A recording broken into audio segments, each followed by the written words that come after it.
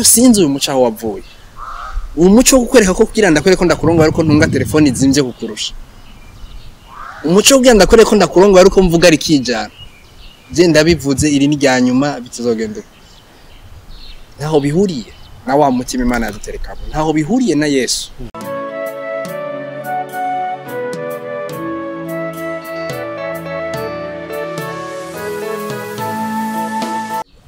Shalom shalom nshuti z'umusaraba dusangira urugendo ja mu ijuru turaramukije mu izina rya Kristo Yesu tunabipfuriza umwaka mwiza mu shasha wa 2024 aho muherereye hose turabaramukije mu izina rya Kristo Yesu.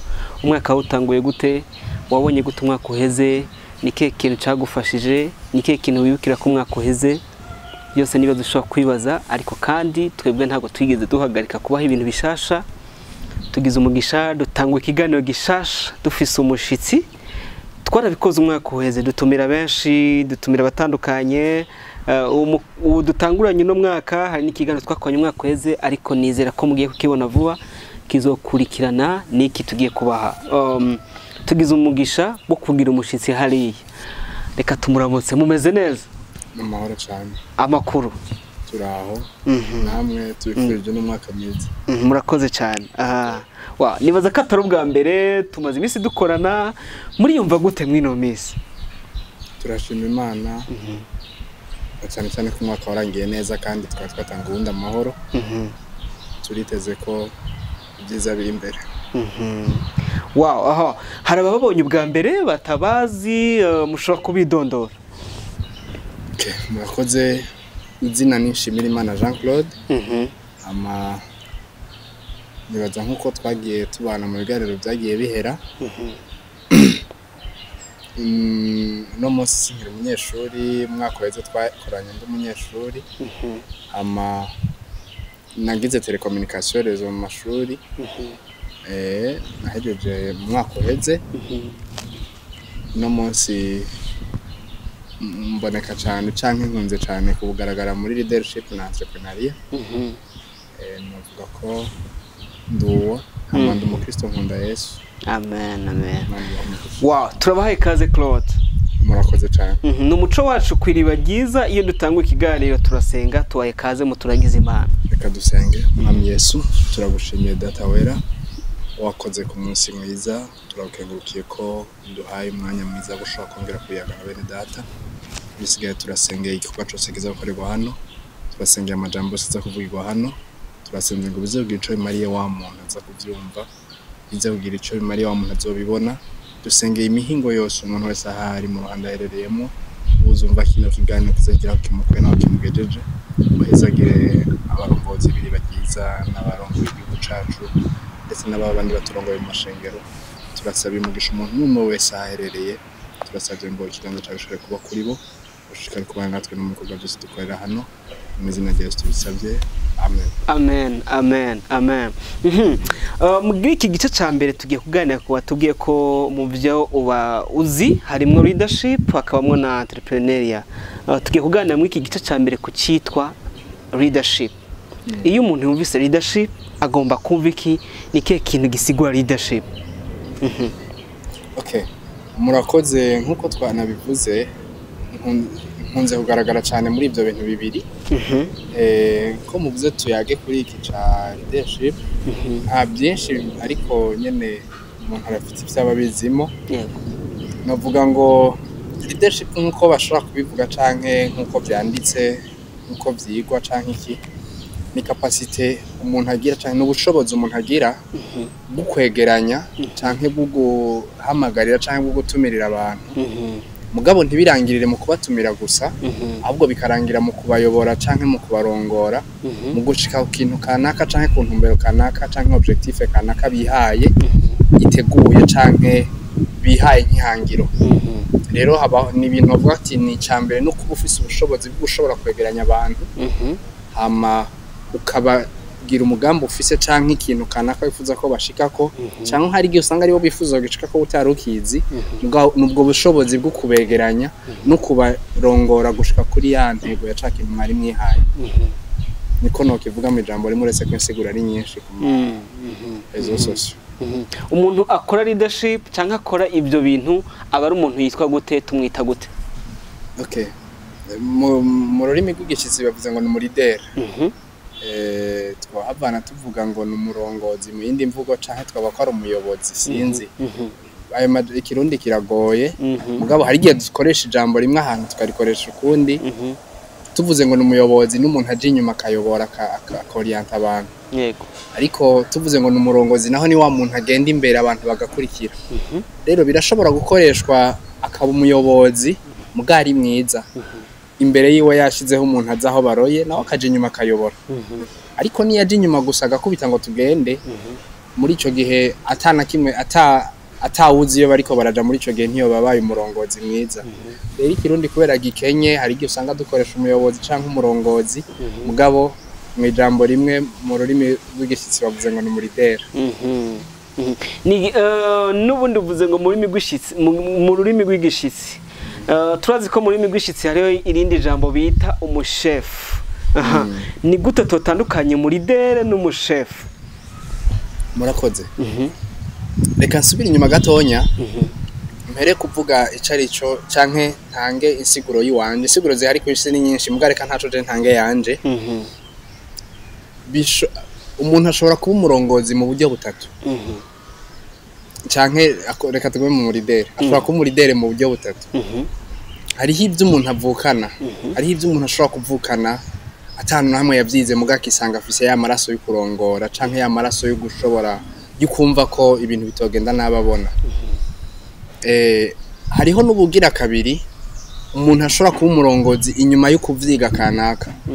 Kubera ko igihe kimwe yisanze ari mu bantu benshi bakamubwira ati rero burya n'uteza kuturongora nubwo atarabifise mu maraso yiwe, ariko agaca ca bugufa kemera kubaza mbe ibikorwa gute, akamenya ko ari umukozi waba bandi arongoye.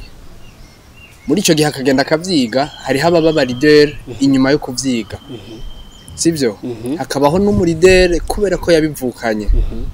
Hakabaho n'undi wagira gatatu ari wantera ubwoba cane, mbere sinzi ivyiwe biragoye. Ni wa muntu yabaye umurongozi kubera ko babimubariye, dimwe kubera poste kanaka bamuhaye, sivyo? Uwo muntu rero ni bamuha poste, kuyimuha ntivyari bibi, kuko hari igihe wisanga nubwo mwami ko murafata amasanamu muri abantu 10 bakavuga ati iyo bija hose turakeneye mu responsable muri mwebwe, turakeneye umuntu aza kuba barongoye. Gushikaho nta kibi kiba kirabamwe. Ikibi kiza kuba mu gihe abonye ko kujya kumuhangwa arongora abandi ategezwa guca baganza, ateza guca batwara uko wabikeneye, ataza kumviriza na wa undi mutonya, kuko ashobora kuba ari muto muga akaba musumvye akazi, ashobora kuba ari mushasha muri iyo systeme yabo d'enregistrement muga bakaba ari umukozi mwiza gusumba. Rero uyu wa gatatu ni wanteye ubwoba cyane kandi ni wakunze kugaragara mu bintu byinshi, aho usanga umuntu ari umurongozi yitiriwe uburongozi kubera ko ari titre bamuhaye, muga batabivukanye kimwe, ariko sinikosa kutabivukana, ariko wose atanavyize kandi canke ngo agire umutima wo kwiyumvira ingene yokorera babantu. Ncangaruka gusigura yansi guca kibazo mwari mumbajije ti none hagati y'umurongo difference iri hagati y'umurideri n'umushefu eske ni kimwe?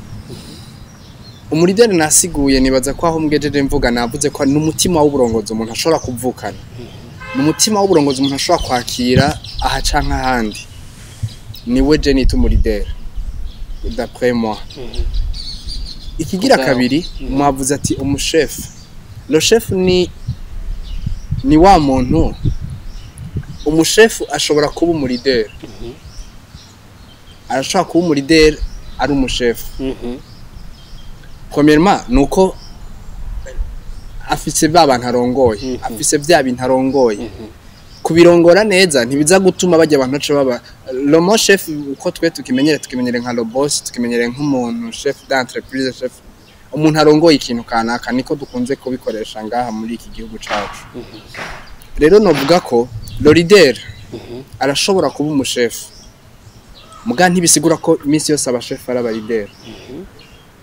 Umurideri ashobora kuba umushefu, ariko umushefu si igihe cyose ashobora kuba umurideri. Ashobora kuba umushefu akwiteze ko amahera umuha, akwiteze ko verse mu muha y'ibintu kanaka umukorera, ariko si igihe cyose umushefu aca umurideri, kuko iyo murideri ni wa mutima umuntu agira kumva ko naho nakanda mukoresha, naho nakayobara umukozi wanje, hariho ndi umukozi we mu wundi buryo. kuko nawe yagukoreye ariko nawe wamukoreye ko nimba ari imodoka wabuguze kugira ngo wayikoreshe ni warakoze umunsi umubwire igure rero muri make twese ubundi tuba turaba chef gusa wampaye imodoka umwanya wampaye hama nanje nakuzaniye versement ku mugoroba je uri chef wanje mugo umunsi wayimpa nanje nari chef wawe rero muri make le mon chef ntahihuriye n'umurideri gusa umurideri ashobora kuba umushefu ariko umushefu si igihe cyose aba ari umurideri. Iyo dusomye muri Zaburi igice cya 23 duhereye ku murongo wa mbere avuga ngo uhoraho n'umwungere wanje sinzokena ambyagiza mu canya cy'ubwatsi butotahaye andongoye iruhande y'amazi adasuma. Bwumvirije uko kuntu Dawidi ariko asigura umwungere wiwe uhoraho wumva ubwo buridere ubw'Imana kuri Dawidi busiguye iki? Unzanye heza mbere cyane bica binyorohera no gutanga ko karorero. Abaridere bose bari mu isi iyo bitatugoye tugomba gukurikira Yesu. Yesu niwe yatuzaniye Imana mu isi en présence physique. Yaje akora ibyo data yamutumye. Yari umuridere, yari umurongozi ashobora kumenya ko intama ziwe zishonje. Azirongorera ahantu hari ubwatsi butoshe. Azitwara mu mazi ahantu hari amazi adasuma.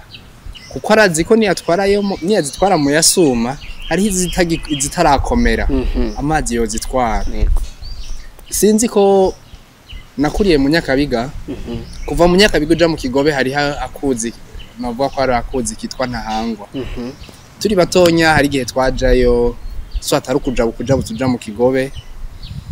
Rero wasanga hari abantu bashobora guterura abantu haje kujabuka umwana atarakwiza ibiro kugira ngo yamazi atamutwara bakamureka bakamujabutsa akishura amahera kanaka ariko ari umuntu akomeye yaratambuka ko amazi yaba kugera munsi yo mu ntege.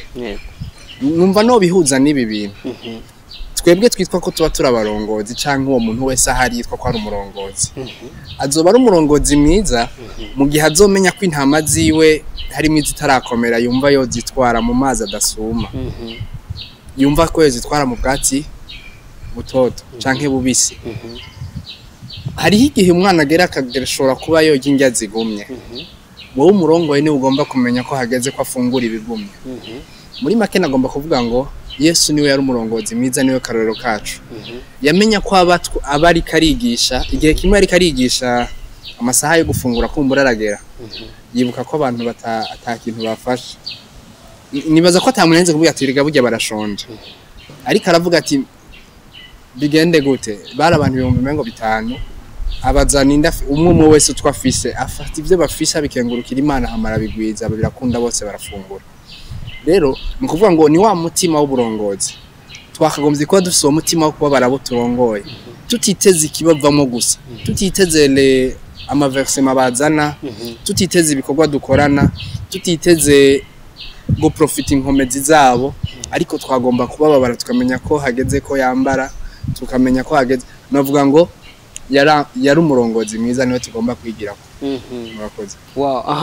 Mu mugwi y'abantu 10 canke 20 canke 50 iyo ubitegereje gutya ni gute ushobora kumenya ko uyu muntu runaka barimwe niwe mushefu canke niwe murideri? Murakoze. Kumenya umushefu tuza kumumenya kuko ari ariko aratanga amategeko. Ariko umurideri ashobora kuba atari wari karatanga n'amategeko kandi ari umurideri. Uti bishoboka gute? Umuhaye akarero keza uti mu bantu 10. Fata ko twahuriye ngaha atiye urabona ubuturi babiri twe nawe twahuriye ngaha turi abantu 10 twese tuje gufata amasanamu. Twaba tuje gufata amasanamu twese bacavuga ati kubera ngo ahantu agira urutonde reka habemwe mu responsable muri mwebwe. Kubera ko bajya abantu baje kudutorera mu responsable ntibazi capacité d'office zo gukora ibi bikorwa d'office. Umuntu baza guhera ko bahera kuri apparence physique. Baza kuraba umuntu yaje yambaye neza, baza kuraba umuntu ari muremure canke afise umubiri uvyibusha atari nka jewe, baza kuraba umuntu peut-être yaje yitwaje contact afise contact kuri porte clé yiwe. Uwo muntu niwe baza gutora ati rero bo bashika baraba ibiri hafi kandi ntibarakosha cane kuko kubigaragara nivyo babonye. Ariko twebwe nk'abantu basangiye umwuga twe nawe turashobora gutangara cyane kuko dushobora gusanga ujya muntu batoye tumuzi niyo teni yambaye muga kubijanye no gufata amasanamu ari nil ugasanga niyo bajeje ibikorwa mugabo niyo afite desordre gusumba abandi. Wa mutima w'uburongozi nzowubona gute canke nzomenya gute ko umuntu awufise? Ujya bamutoye kugira ngo agaragare canke kugira ngo abari baduserukira mu gihe bakeneye umuntu umwe. Ariko peut-être ushobora gusanga ari watazi no gufirma. Yaserukiye ikigo kanaka canke yaserukiye ikintu kanaka. Kubera ko yazanye appareil nini nyamugabo atari ko azi kuyikoresha. Okay? Uzomenya umurongozi ni ryari. Ni hamwe hageze gufata amasanamu. Bavuze ati pour mu hagomba gufata kamera imwe. Rero ko twamaze gufata umu responsable naba ari waza gufata. Ugacumona agiye kuri tele akaja gufata. Mugabo wacu waraba gatonya muri ekran ukabona ko swat luminosité irarengeje ukabona ko ibintu ariko arafata bisa nabi. Kubera wa mutima w'uburongozi wawe uri muri wowe utumva ko ikintu copfa ubona. Même si uri mutonya ta valeur baguhaye. Même si uri mutonya ta porte clé iriko contact ufise. Uramuproposa ubona gute ahantu twohindura. Ntiwitaye kuko bagukuye dimwe bakudevalorize canke bagukuye muri mubaza gufata ama image. Mugabo witaye kuri produit za gutangwa. Nomenya rero canke ico gihe menya umurongozo wari we mu gihe mbonye ugomba gukora ivyo abandi neza atitaye ku nyungu ziwe. Mu gihe mbonye udaharura agaciro abantu baguhaye, bafite ari agaciro abantu baduha. Hariho nako dufise. Agaciro mfise saka wampaye. So tushobora kundengereza canke ukampa munsi. Ariko ivyo ntibihindura jewe w'indani. Rero wa muntu kuba yomenya ko kuba batamutoye ntihagire ico bimutwara mu mutima. Umutima atari uburongozi umeze gute? Ni wa muntu acavuga ati ntibantoye. Reka baze kuraba product za kubaha. Reka baze kuraba ingene bazomaramara. Basanga ari amafuru gusa. Basange hijimye canke basange image yononekaye. Ariko wa mutima w'uburongozi uzowumenya mu muntu ntazemera ko vyononekaye. Aravuga ati iyo bija hose nubwo batantoye, nubwo bimeze na gutya, nubwo bandevalorije, nubwo ahantu ntahawe agaciro kubw'amahera ntafise canke kubwiki. Araproposa wa wundi ari kuri tele. Simvuze ngo acamukurayo canke aje kuvuga ati hera wa muntu wabishirayo no. Aramuproposa ubona gute ahantu wohindura gutya. Umutima wiwe nuwo kugira ngo produit benziza. Nibaza ko nacishuye neza. Wow, Yesu wamutanze w'akarorero uravuga ko wavuze byinshi ko ari we Yesu ari we muri dere mwiza twoshobora kwigirako. Cyane ko yigeze gufata abigishwa bakabicarika hasi agatangura kubeuza ibirenge. Igihe cyose ntiyarobanura ku butoni. Gihe kimwe yararenganye abana baza kuza haherereye. Abamurongo ati no n'abakuze babuze umwanya asubiza inyuma barabirukana. Yesu aravuga ati mubareke baze kuko nta numwe azinjira mu bwami bw'Imana adafite umutima nk'uyu. Ofete ntiyaharura nk'ivyo abantu babona. Abantu barabataye baraba bwa bunini baraba bwa bushobozi bwo mwisi dufise ariko umutima w'uburongozi washobora kunyuranya cyane n'ikibanza ufise. Ariko wibuke cyagihe bari bagiye kumubamba Yuda azananye na cagitero ngo baraje bamuravye baramuburamo uwashoye kumutora yabaye Yuda ngo bamuravye abona asa nabandi. Ni gute n'umurongozi mbega ibiranga umurongozi wa nyawe umuridere wa nyawe akwiye kuba asa nabatwara. Mu gihe twa tumenyereye mu bigaragara ukuza gutora umurongozi afise afise nyene aza kuba afise imodoka nziza gusumba abandi. Baza kuba bakora agahembwa na protocole nini. Ya na protocole nini. Ico novuga aha igituma Yesu yabe novuga ko rero muri dere yari exemplaire gusumba abandi. Yesu nta na hamwe bageze gufungura avuga ngo mwe 12 fungurira haje hari ahantu hariho cafe banteguriye. Mu mvugo y'ino munsi basangira ivyapati. Baje hamwe bakavyitwa umutsima muri kijya gihe ariko barira hamwe. Umunsi umwe ndetse bagomba no kumugura baramaze ati none ivyo bizobaho gute ninde ibyo bintu byoshikirande ni muri twebwe. Avuga ngo ariko nyawayo ninakoza turaza no guhuriza kumubehe. Bivuze ngo yarururuka gashika no hasi kuri wa muntu wa nyuma. Hari kubu no munsi je nibaza ko bari kumufunga igikorwa ca Yesu kitarabo. Imana ishimwe nyene ko Yesu yaraciye bugufi. Rero novuga ngo iyi shusho canke iyi image dufise yuko umurongozi tugomba kumubona kubigaragarira amaso. Nta na hamwe ihuriye n'uburongozi. Uko navuze ngo n'umutima umuntu ashobora kuvukana. umutima w'umuntu nta nari mushobora kubona utaravyiza akora nibyo umuntu yize inyuma yo kubona ko hari amabanga bamujeje akavuga ati yo bija hose hari ibintu hari formule bisaba reka nje kuyirondera okay ubyo bintu umuntu yize akabishira mu mutwe ntubimenya ko abifise atabikoresheje igituma ibyo bintu ubwo burongozi bw'umuntu budashobora kugaragarira mu maso kuvyo ubonye nuko navuze ngo icyambere n'umutima umuntu ashobora kuvukana ushobora kubona ibiri mu mutima w'umuntu atagize reaction ngo interprete ikigira kabiri ni cagiye bamuhaye responsabilité kanaka kavuga ati nyabona ibi bintu ntavyo shoboye je sinigeze menya kurongora abantu reka nje kubaza mbe babarongora gute mbe gukorera abantu twara gute akavyiga navyo nyine ntuzobimenya utabonye reaction yiwe sivyo novuga ngo umurongozi w'ukuri ugomba kumubonera mu gikorwa si apparence c'est vrai hari habo dufise canke tugenda tubona wisanga umuntu abaye umurongozi kubera ari poste bamuhaye entreta muri iyi mvugo ndumwigishwa wa Shalom niyo nizigiye namukurikiranye cyane ntaranamubona igihe kiragerangira amahirwe yo kumubona bimwe mu byo novuga nibyo namwumvanya canke namusomye ko canke ndazi sivyo arabivuga neza si titre canke si poste baguhaye igaragaza icuri kugira poste ni vyiza turazishobora kuzikenera mu buryo bucanke ubundi ariko ijya poste itagira wa mutima w'uburongozi abari amategeko agaragara ariko ni habanza umutima w'uburongozi poste ishobora kuza canke niyitoza murabamenyesha amakuru kunuko mushobora usanga mwatanze amakuru ku muntu kanaka muri maki gikomeye ni wa mutima umurongozi agomba gukomera mu mutima ntagomba gukomera mu bigaragara bishitse bigakomera mu bigaragara ni vyiza ariko hako ukomera mu bigaragara gusa udakomeye umutima aho banza umutima Yesu yigeze kuvuga ngo nihagira unkorera yiko umusaraba nkurikire agira ubwo avuga ngo nugomba kuba mukuru nukorera abandi mbega uzokorera abandi ntawe uyibagire mu gihe uri umurongozi okay ubundi iryo jambo rirakomeye reka tubigire formule tubikore twese sivyo jewe mwise mukuru ndabakorere mwese sivyo sipoza ko ndi mukuru mu bantu senkani uyumvire n'abakorera mwese muri 49 musigaye hama namwe mugaca mwapika ya formule mugaca munkorera mwese nindaza kubakorewe na benshi yaza kwishu yabonetse muri make nitwabikora twese inyungiza kuba kuri je natanguye gukorera abandi mugani nakora je nyine nawe ukareka kubigaragaruza kumengo nahombye ko nabakoreye mwese mugamwe ntimwankoreye ariko hari iyo mwijiri zo mpemba nibaza ko nacishuye neza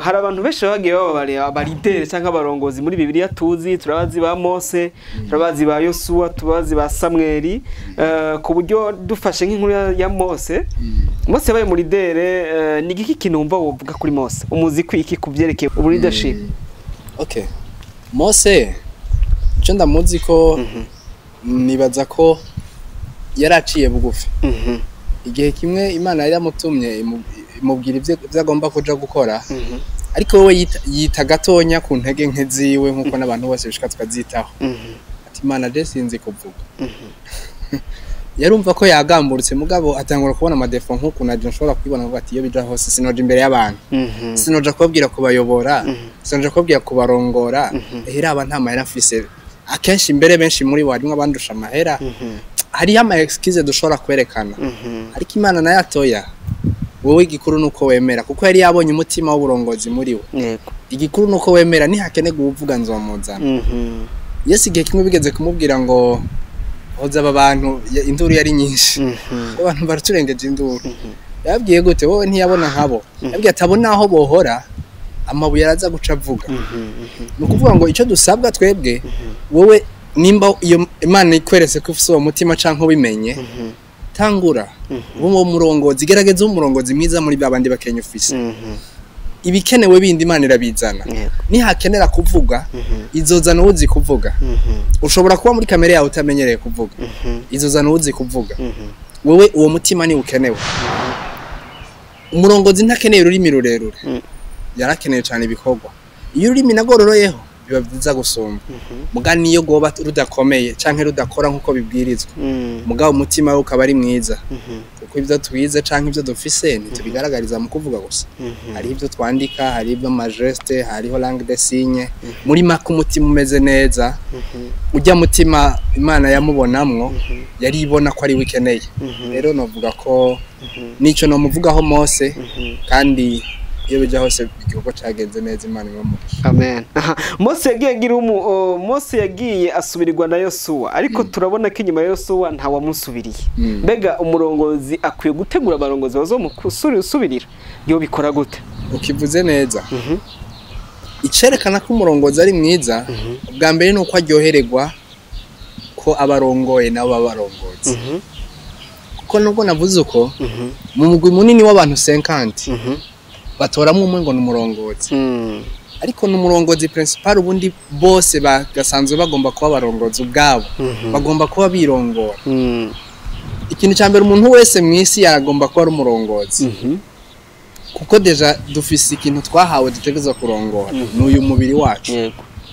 c'est vrai bivanye na capacité jewe mfise nshobora kuba umurongozi wa jewe jenyene uretse ko hariho n'abadashobora kwirongora harimo nabwiye ati ikintu nagejeje kugiheba byaranze inzoga ndanywa mugabo sinagomba kuzinywa uwo muntu ntushobora kuvuga ko ari umurongozi wiwe uko amategeko yiwe yonyine yaramunaniye gukurikiza ivyo wenyine agomba byaramunaniye gushikako atari muri kesho kubura uburyo canke iki no education yiwe yonyine yaranse rero ba bantu bose umwe wose nimba agomba kwibera umurongozi nibwo batoramo umwe ngo naturongore hajya muri bose umwe wese afite undi mutima bafise imitima baremanywe y'uburongozi rero ikiryohera umurongozi cyane kwari uko yomenyesha mwiza narakibagiye sino abarongozi bose n'ustwara abandi mu kwiba umusuma somba abandi bari umurongozi wabo rero ikicobera ikiryoshe cyane ku murongozi mwiza kuba ko ari karafasha ari karatanga ivyo afise cyane cyane vyiza ari karabiha babandi arongoye rero hageze igihe abona ko yemerije kuhava canke d'après tout igihe cyose kazoza bagomba gutegura no kubu gategura kazoza kahise nako kagomba kudutegurira kubu mu gihe tutabikoze neza nta kundi muga dutegure ejo haza bivuze ngo mbaye umurongozi w'abantu 50 canke kahanti ikintu cyambere mpera ko nuko exploiter zangabire mbega nukumenya ingabire bafise harimo ufise mbega yanje y'uburongozi uwo ndamufasha kugira ngo ejo meme nkihari ngomba kumumenyereza kuko ntazoza kubimenyera ntagihari then agomba kubimenyera nkihari nimba adafise y'uburongozi akaba afise y'ikindi gikorwa kanaka ndamworiente muri cya kindi umurongozi akaba ari umuntu afise esprit de discernement gushobora kurobanura akadetect ingabire ziri mu bantu arongoye kugira ngo bikunde zose zikore hamiya sanze iri oriente mu nzira yiwe ayivomerere amuhe amashance bakiri kumwe amuhe kurongora bakiri kumwe comme c'est jo absence yiwe ntize igera iboneka biraryoshe cyane canke biba vyiza iyo urongoye umuntu ugasanga ico amurongoye magikora neza kukurusha ko tugeze hareka ntaco ngene ndagacishijemo mu myaka yanje maze kwegera imbere nkabanza kumenya ko leadership ari imwe mu mangle nkeneye gukurikirana na joininze umugwi witwa Youth Impact Mission wigisha iby'uburongozi nawo nararyohewe cyane uwo dufise umwe nk'umurongozi wacu novuga canke nk'uwo duhagarariye canke nk'uwo bihagarariye mu Rwanda yitwa Sam Birondwa igihe kimwe bamuhamagaye ngo partage ahantu twari turi ahari Imana imuhumugisha n'umuntu ukomeye kandi afashije benshi mu isi na je ndimo cyane muri iyi si iyo burongozi bwiza ndiko ndavuga ico gihe bamuhamagaye ngo yigishe harimo umwe mubo yigishije canke mubo yarongoye nawe sinogenda ntamuvuze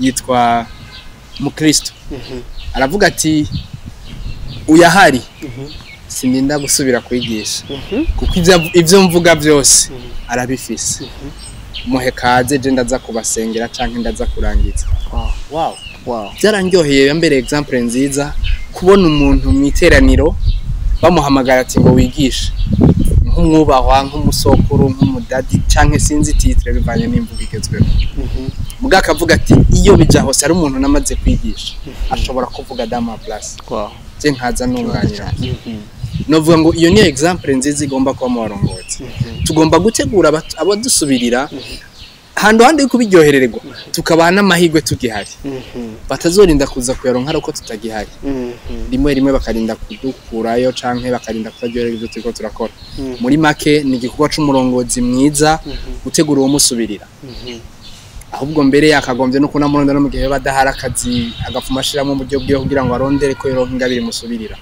tutaryohererwa kwama mu bibanza bimwe kuko nyuma yacu canke imbere yacu hari abandi niko n'inyuma hagomba kuba abandi kandi kizogira ico kimariye isi nabo waformye bari nyuma yawe abakwigishije bagize ico bamarira wewe ariko kizogira ico kimariye isi nivyo nawe uzotanga nibaza ko ariyo mpamvu mwakoze nk'ibi mukavuga ati tuze dutora ibintu biri mu mitima y'abantu bigasigara ibyo dutanze mu isi nivyo bizogirira mu marisi yejo gusumba ivyo twebwe twahawe murakoze Imana ibahomisha wow uvuze ibintu bikomeye nkundira tugaruke kuri iki kintu cyuko abo watojeje bihindutse ugasanga ntibakigukunda barakwanga ico gihe ukwiye gukora iki nibaza ko kubatoza no gukunda n'ibintu bibiri bitandukanye ushobora kubabona abatoje batagukunda mugabo bakunda ibikurimo rero ahubwo ikibazo coba ni mu gihe abona atoje batagikunda ivyo nabatoje n'ahandi bokwa nka jewe Yesu bamwanse yabazaniye byiza gusa nk'abantu twobabara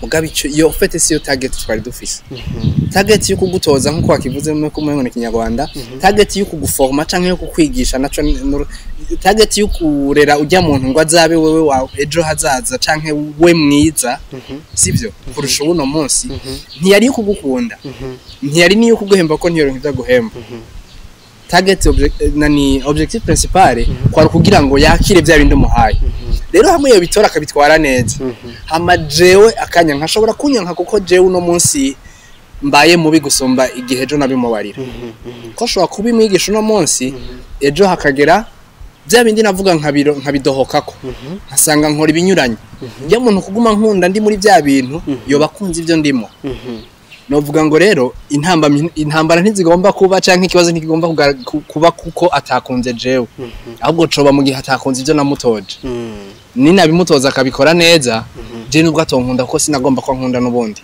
icambere ko ari uko abikunda byo byabikunza azobikundisha abandi rero ntaho numva ngo nta hantu bihuriye cane niyo byo shika bikambabaza mugabo ntaho bihuriye igikomeye nuko yo atokwanka ivyo yatojwe yansi ivyo yatojwe muri ico gihe naho nta kundi yahinduye mugabo akibikunze akanka je wabimuhaye swat bimuvuyeho bico ko bitamuvuyeho akabanyanse kubera entourage ari mwe inyanka ivyo nta ntambara bigomba gutera komeye nuko yatwaye neza ivyo namuhaye ntacyo wa mu byakozwe n'intumwa muri bice sinibuka neza ibice ariko haravuga yuko hari ubumwe bw'abakristo ba mbere kandi hari bari bafise abaridere babo harimo ba Petero na ba Yohana n'abandi batandukanye ku buryo ngo bari bashobora gushiraho urutonde muri bene data bikagenda neza ku buryo baregerana na bene data bakaba bamwe byari bigoye kubashikamo ngo uhite ubona ngo ujye umuntu n'umukuru ngo bitandukanye cyane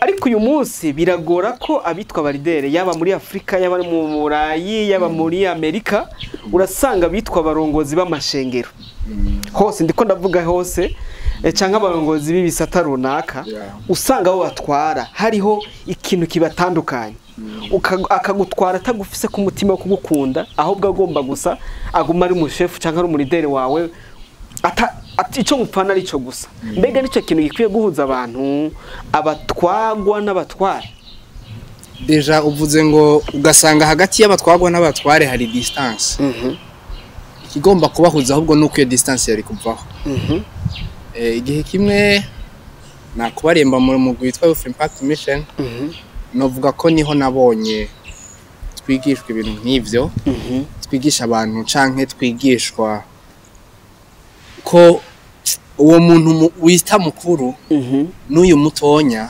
barakeneraniye naguha akaroro gasanzwe umushefu yaguze imodoka igihe ayigura ashobora kuba yasavye credit muri banki ijya credit muri banki nayigura nayifata ni ukuvuga ngo yiteze ko umwana n'umwanya arishura ry'amahera atayishuye inzira ishobora kuba kumusaga okay kijya gihe kiyifata abaye banki yabaye chef kuri we ajya amahera ciye yatwara directement aciye umuntu canka aciye afata ijya modoka yihaye umujene genda ukora unzanire versement akimuha ijya modoka uwo mwanya ico gikorwa akoze cyo guha imodoka umuntu nawe itarabagwiwe muri ico gihe ubaye chef n'uwo muntu bahaye imodoka kuko niyo maboko yakiriye sivyo ni waca agenda agacakora ku mugoroba agacamuzanira versement canke après y'ukwezi ni yazana amahera kijye gihe yazana ahaye amahera lo boss muri iki gihe boss ni ya maboko yakiriye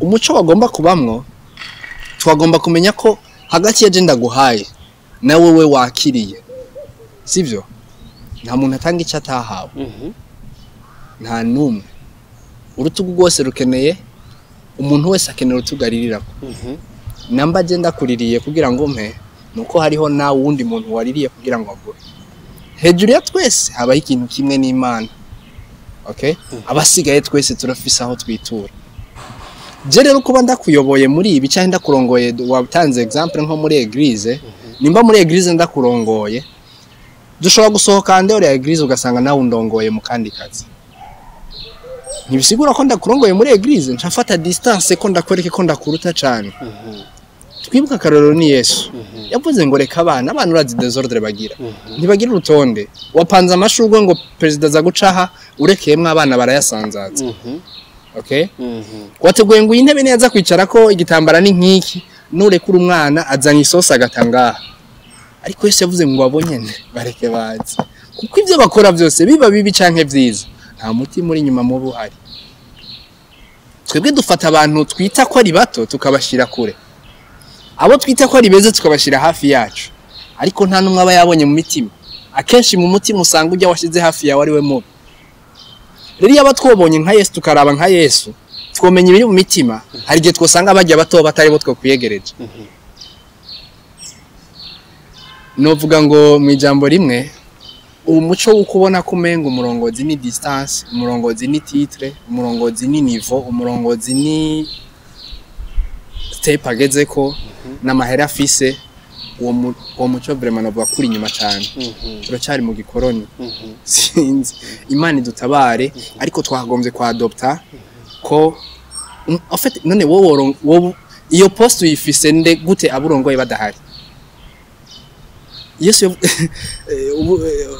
leadership serviteur niyo novuga ko nkunze guhagararaho cyane nimwe mu burongozi nkunda uburongozi bwo gukorera burongoye none wo mukorera gutegereja wamugize tapi y'uguhonyorako igikorane canke ikintu kanaka kizoba canke umunsi umwe dufise umubonano tuzowugirira dufate kuri stade nko mu Kirundo abanyagihugu acababwira ngo bave ngaha n'amaguru gushika mu Kirundo wowe ugenda na vewe cyangwa ugenda n'indege abo bantu nibukorera ha muco bashikana kuzuba bashike mu gitondo kuva saa 1 gushika saa 8 wowe ushika saa 11 hagaze kuvuga ijambo mu gatutu no peut-être twokwitwaza ko ari kudakurikiza imyanya duca tubabwira amasaha ya mbere mugabo aburongoye bagomba kubiyumvirira Yesu yarabiyumvirira yaciye ku muntu atabona yasiza muhumuye muri gahunda yari afise irya ntiyari irimo muga yatahuye ububabare bwo umuntu atabona yararenganye kwaza akayasangana umutipe mugufinya yurira hejuru mu giti kugira ngo amubone ambye ati manuka mbere no munsi canzi wawe bajya bato nibo twagomba guha agaciro kajewe nitwa ko ndumurongozi nabo ndongoye ntigahagaze kuri mendevre ntigahagaze ku byo ndabakuramo ntigahagaze ko ndababwira ngo begeranye uburyo banzanire sinzi ko nabanacishwe neza mugabo iyi distance dushiraho ahubwo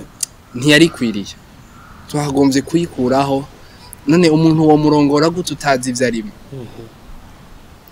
ngo nzi ijwi ry'intama zanje nazo zimenyiza iryanje none iryo zorimenya gute mutayaga sinzi biragutse ariko iyi distance ntiyakagombye kubaho tugombye kuba turi abantu basabana muri iyi mugwi nyene nakubwiye wa Impact Mission dufise uwundi novuga ko yitwa Uncle Tim ni umunyamerika mugabo niwe atwigisha ibyo canke aforma muri iyo domaine ni umuntu mwiza ku buryo iyo bishitse akaza kudukoresha conference canke iki ahari Imana imuhezagire tugira ama groupe nimba ari 5 6 8 10 uko mwipanze atama nivo muravye twese turi bamwe agenda yicara muri groupe yari yose yicayemwo nimba twicaye hasi aba yicaye hasi nimba tuvuze ngo dusimbe dutaruke nawe arataruka tuvuze dukina umupira nk'abandi uwo muco sinzi uyu muco aho wavuye uwo muco gukwereka ko kugira ndakwereka ko ndakuronga ariko ntunga telefone izimvye kukurusha umuco kugira ndakwereka ko ndakuronga ariko mvuga ari kijana je ndabivuze iri ni ryanyuma bituzogenda naho bihuriye na wa mutima Imana yaduterekamo naho bihuriye na Yesu wantwaye akarorero keza ati igihe Yesu baza kumufata yatabayuda ntibari kumumenya basanze asa nabandi mbere nibaza ko no mu bigaragara taye physique ntiyangana nabandi ko harimo ba Petero bajya bagabo baravye bakweze insinga bari abantu bafise amaboko bagangutse bari abantu baterura no mu mvugo n'umusigo vango nabantu bateruye harimo abantu barebare babaga umwe wese yaza kumutwaza umusaraba dimwe yarafise sinibaza ko abantu yarorongo yarabasumbya ibigaragara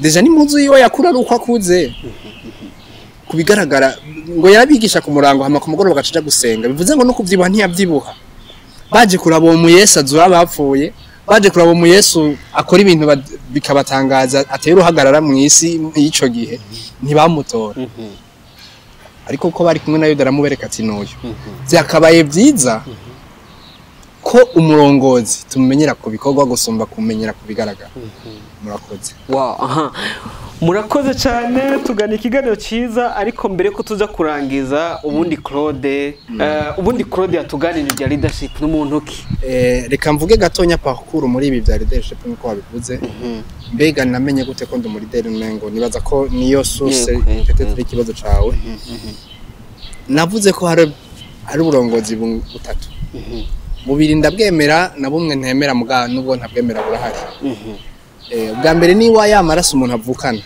navuga ngo je ndi umwe mu babivukanye avuka yumva ko atagomba hari ibintu bitokononeka arabona ni umutima wisangamwo nta mahitamo ugiramwo kandi si mpaka n'igihe cyose ugira amahirwe reka ntanama novuga ngo naje kwisanga ari wo mutima naremanye reka ntanga akarero gatonya mfise umugenzi gihe kimwe mu mafacteurs yafashije gushobora kumenya ko muri cyo kintu gishobora kuba ari wanje igihe cyose dufashe urugendo n'abagenzi banje nisanga niyo no bafise amajana 2 makenya canke 3 nisanga umengo mbanza kugira uhagarara guko abo turi kumwe bafise déplacement ako ni kamwe byari bisanzwe agivuga ati n'umutima mwiza w'umuntu byoroshe twagera gufungura twese twaba turabajene abajene ari gihe turyoherwa dufunguye ducurana même si tutoba dukunda kujya ni même si atoba akunda kujya muhiri wabo ubwo ari kumwe nabandi nyene yumva yo curanwa niyo nivyo bibaryohera nisanga bishitse sahani zikabanke ari jewe nza kubura ubwa nyuma nkumva umenga abandi babanza gutora suko mpaze gusumba abandi siki ikigira gatatu igihe kimwe umugenzi wanje arambwira ati narose amaze warose iki ambwira ati narose mbona habi bibazo habi intambara mu gihugu kanaka kandi twari turi kumwe turi benshi ati mbona abantu bose twirukiye mu nzu kanaka yari yuguruye ati mugabo ndabona twese turinjira tubwiye Claude injira uguma wanka kwinjira ngo ni mpaka abandi banze binjira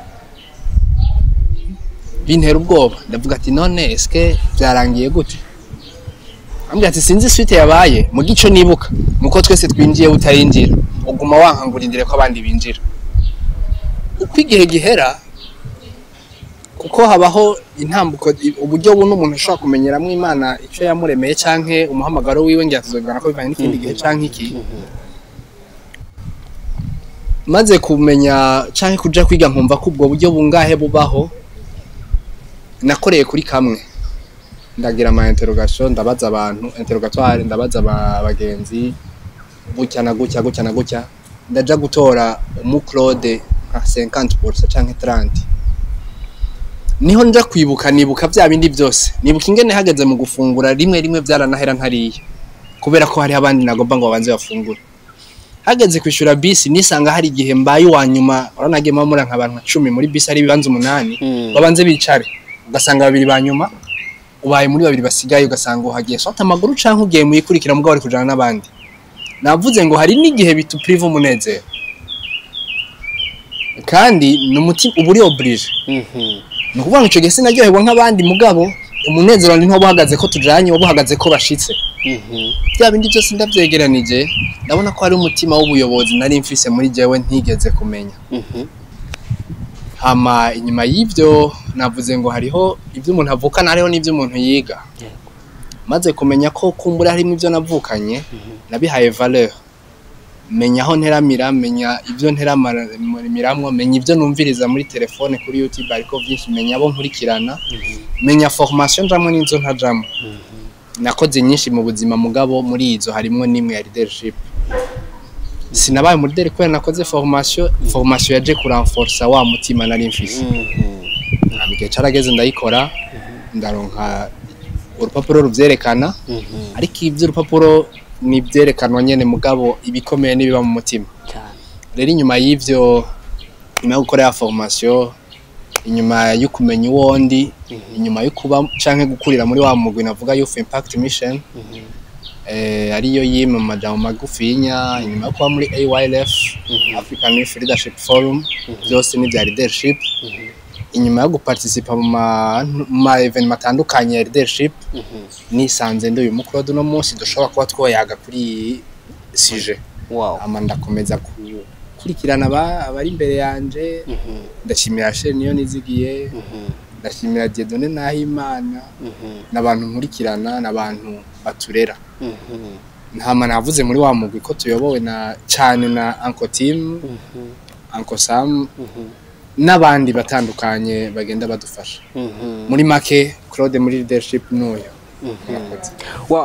turagushimiye cyane Claude mwakoze cyane ku mwanya mwaduhaye tukabasha kugirana ikiganiro cyari ikiganiro cyiza cyane turatumira n'abadukurikiye gukomeza kubana natwe yavuze Shalom niyo nizigiye nibuka ko ndabafitiye surprise numwe mu bo tugiye gukorana cyane ibiganiro ku iriba ryiza muzobibona ku ma platform menshi inyigisho ziwe zitandukanye kandi ndabizi muzohezagirwa Claude mwakoze cyane namwe mwakoze akanyuma numva ntogenda ntibukije abantu navuze kimwe navuze mu byo muri za point zine navuga ko tuzovuganaho navuze kuri imwe yo kubaza abantu mu mbona gute canke y'ukwiyenteroja ku byo nakoze canke ku vyambayeko ariko hariho nibiva mu bandi bantu aho uzokwisanga umwanya wanje munini ndi mu mashuri nisanga ndumuderege mu ishuri atari uko mfise ubwenge gusumba abandi ikaye mbere ukaburongoye n'abagusumva ubwenge atari uko mfise imyaka myinshi gusumba abandi nko muri universite bantoye ku umuderege n'umuntu ngira ngo afise taye nto gusumba abandi nari mfise abamaster nari mfise abapapa n'abamama nari mfise abahungu bakuze bakora muri bata nari mfise abantu bansumba kubigaragara mugabo karaba mbega baravye ikibwira ngo batore wewe baragutoye umwaka umwe petete rimwe ryo kwihenda amusi ugira kabiri muratunganije amatora avuze ati reka dutore undi ati turavyanse hagume wewe utwo n'utuntu twinshi umuntu ashobora gukorera aho twoshobora kumufasha kumenya exactement wari si bisigura ngo nivyo barose abantu gusa eka hariho umutima hariho umutima wo kuta dimwe nabantu n'umuntu adakunda ivyiwe wenyene c'est vrai navyo washobora kubikunda mugabo iterambere ku bandi niryo rimunezero bwa mbere gusoma ibintu murakoze reka ngeza murakoze cyane Claude mwakoze namwe murakoze cyane dukundire uturangirize dusengera nkuko twatanguye dusenga yego data wera turagushimiye mana nziza wakoze ikiganiro dukoranye na mwene data bisigaye twashize amaraso turasenze Imana dusengera umuntu azumviriza ibintu umuntu wese azora bakina kiganiro bize bigira aho bimukuye naho bimugejeje ushishikare kutugira abarongozi beza ushishikare kutwigisha uburyo dushobora kurongora abo turongoye tumenye ko abo twashikirije tugomba kuzotanga for umunsi umwe uzobukoze bani natwe uzagira umuntu wese yabikurikiranye mu izina rya Yesu tubisavye amen iribakiza ni wowe ribakiza ridatobekara niwe mvugo uri kuramfasha gukomeza urugendo ndiko ndamara mfasha ukuboko mufatikanije na Kristo mu kunyoborera hari amazi adasuma mva mbuze aho mpera n'aho mpereza mu kuvuga ibyiza vy'amabi totahaye bikazira kuma. Iriba ryiza, uri ryiza koko muri wewe hadudubiza ijambo ryiza riruhura, rinezeza, ryigisha, rimurika, eka mbere rinomora ibikomere rikadusubizamwo inkomezi zisha.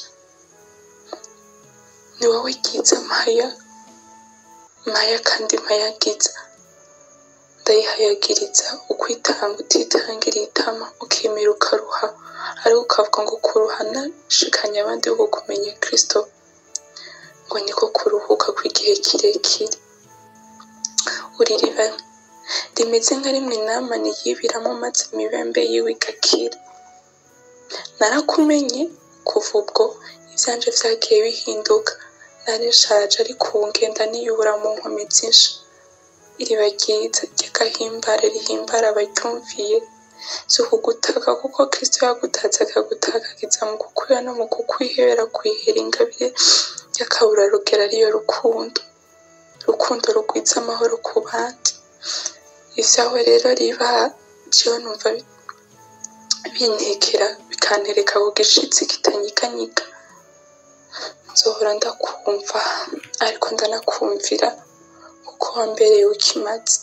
Nzohora mfasha abandi kukumenya kuko muri wewe nukuri hari inyungu itigera ihomba. Kristo yama gukomeza